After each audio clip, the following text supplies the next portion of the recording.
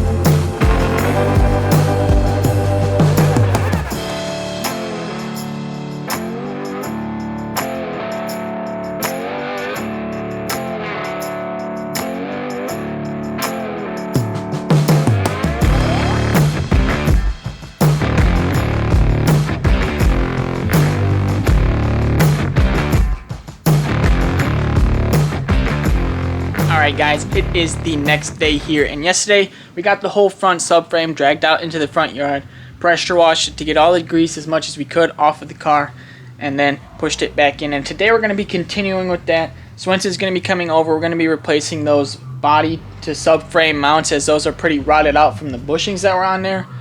And then we're going to start with disassembling everything. That way we can start really getting into all those nooks and crannies, get it really degreased. And then we'll start sanding it down and getting it prepped to do that rust encapsulation, because I think I'm going to go that route instead of doing the powder coat. That way we can just move this thing along as quickly as possible, and it still will look really nice in the end, since we're going to be taking all this time anyway. So let's get started with getting these fenders back off the car, get the subframe kind of positioned where we have a little bit more room, and we'll start getting things welded on.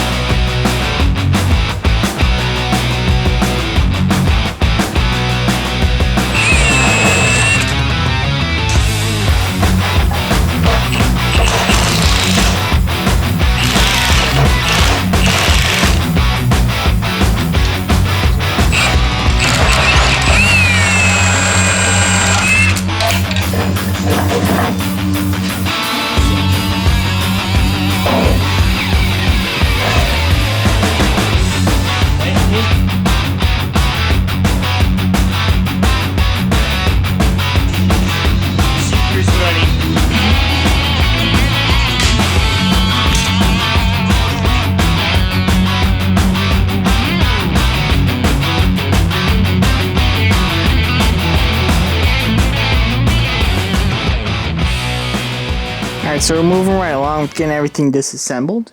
We spent a lot of time trying to take the caliper and stuff off over here, and then realized we could realistically just disconnect that lower control arm with the upper and take that all out as one. So now we're going to do that, try and save some time. That'll save us a ton of time on the passenger side, and then there's really not much left after that with getting everything stripped off the subframe.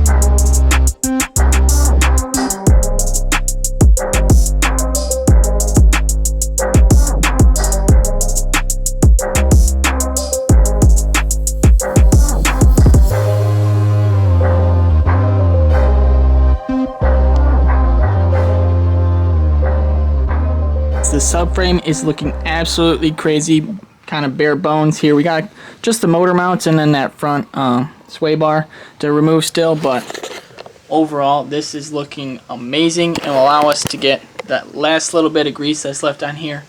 Alex did an amazing job on replacing these. We just gotta grind the welds down, but that's no big deal. That will take us 2 seconds. So huge shout out to Alex for doing that. Thank you so much for coming and helping out with that.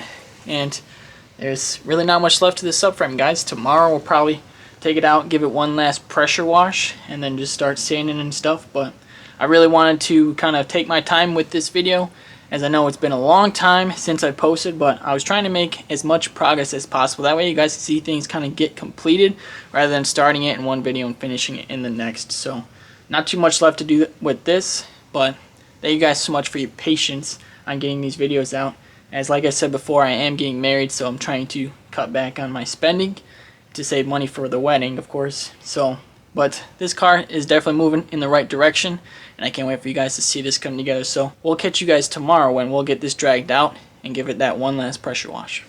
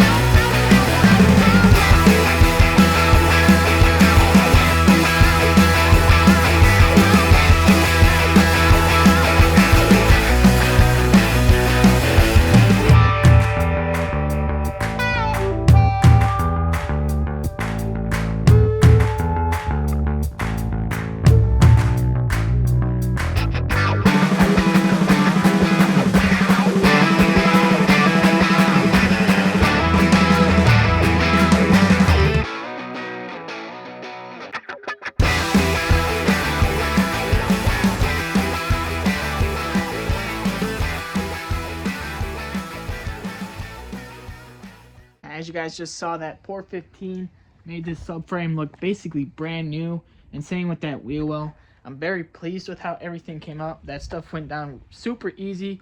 Huge shout out to Swenson for coming over and helping me crank that out. Those body to subframe mounts came out beautifully.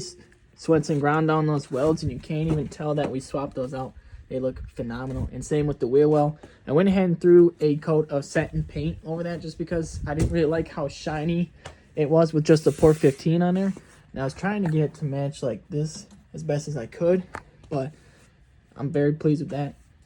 And guys, we're just going to be cranking away on this here soon. We're going to need to order that suspension kit.